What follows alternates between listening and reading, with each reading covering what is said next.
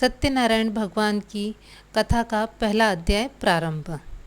एक बार योगी नारद लोकहित की आकांक्षा से अनेक लोकों में भ्रमण करते हुए मृत्यु लोक में आ निकले।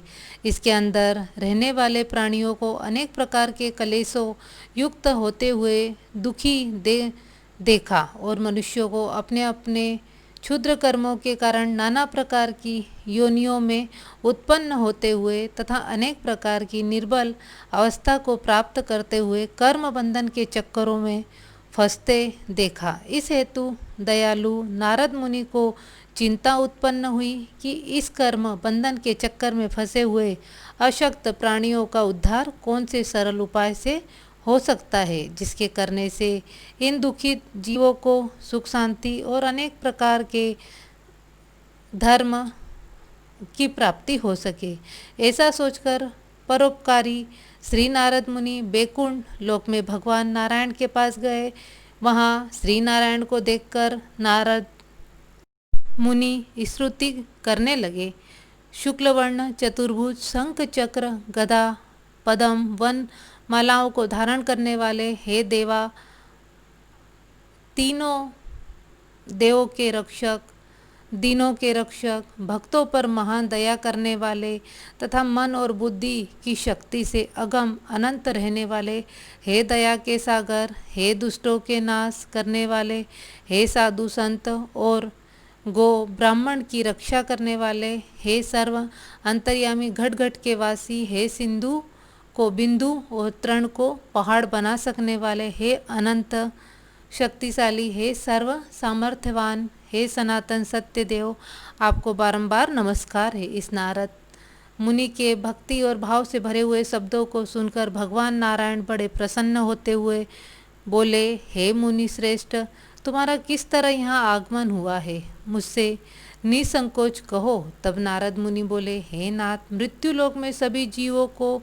तथा ग्रस्ती मनुष्य को अनेकों कलेशों से युक्त तथा पाप कर्मों के फल स्वरूप नाना प्रकार के दुखों को भोगते देखा है। हे नाथ, वह सभी प्रकार के दुख कौन से हैं से साधन और उपाय करने से दूर हो सके सो कहिए, क्योंकि हे प्रभु, इस कलयुग में प्रायः सभी मनुष्य असक्त, अधर्मी, आलसी और अल्प आयु वाले होते हैं। इस हेतु हे दीनबंधु, इसका निराकार बड़े ही सरल रूप में कर दीजिए, जिससे सहज ही में जीवों का उद्धार और संकट दूर हो सके। श्री सत्यदेव विष्णु भगवान बोले, हे वत्स, लोगों पर अनुग्रह और कल्याण की कामना के हेतु तुमने यह सुनकर प्रश्न किया है, जिस व्रत के करने से मनुष्य मोह, अज्ञान और पाप के बंधन से सहज ही में छूट जाता है, वह व्रत मैं तुमसे कहता हूँ, सावधान होकर सुनो। जो स्वर्गलोक और मृत्युलोक दोनों में दुर्बल है, वह सत्यनारायण का नाम व्रत है, जिसे भली प्रकार विधिपूर्वक भक्ति युक्त होकर करने से मनुष्य संसार में सर्व प्रकार के मनवांछित सुख भोग कर अंत में मोक्ष को प्राप्त करता है। श्री भगवान के इस वाक्य को सुनकर नारद मुनि बोले, उस व्रत का क्या फल है, क्या विधि है, किस किस ने इस व्रत को किया है तथा कौन कौन से दिन इसे करना चाहिए। हे प्रभु, विस्तार पूर्वक कहिए। श्री भगवान बोले, हे नारद, यह सत्यनारायण का व्रत है, दुख शोक आदि को विनाश करने वाला, धन धान्य की वृद्धि करने वाला, विजय, सौभाग्य और संतान देने वाला तथा अनेक प्रकार के सुख और मोक्ष को देने वाला महान शक्तिदाता। इस व्रत को एकादशी, पूर्णमासी, संक्रांति, अमावस्या, किसी भी दिन भक्ति और श्रद्धा से युक्त मनुष्य धर्म में तत्पर होकर ब्राह्मण और बांधवों को साथ लेकर करें। भगवान सत्यनारायण का पूजन करें।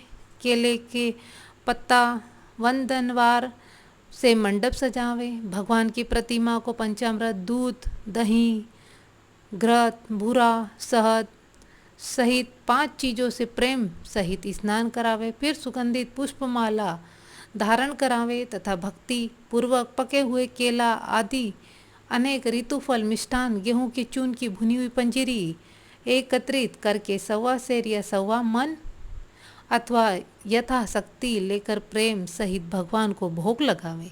स्वजनों सहित बैठकर तथा कथा श्रवण करें। फिर भगवान की आरती उतारें। तत्पश्चात भगवान सत्यनारायण को श्रद्धा सहित अष्टांग दंडवत नमस्कार करें तथा फिर ब्राह्मण को दक्षिणा और भोजन इत्यादि से संतुष्ट करें। स्वजनों और पड़ोसियों को भगवान का प्रसाद और पंचामृत प्रेम सहित बांटे। फिर स्वयं प्रसाद ग्रहण करें। सत्य बोले, काम क्रोध मद माया इन पंचभूतों का स्पर्श न करें तथा प्रेम सहित भगवान के अनेक गुणानुवादों को गाता हुआ हरि चर्चा और हरि संकीर्तन करता हुआ उस दिन के समस्त समय को व्यतीत करें। भगवान की शक्ति और भक्ति में ही पूर्ण विश्वास रखें। ऐसा करने से मनुष्य को निसंदेह मनवांछित फल की प्राप्ति होती है और सर्व प्रकार के दुखों से छूट जाता है।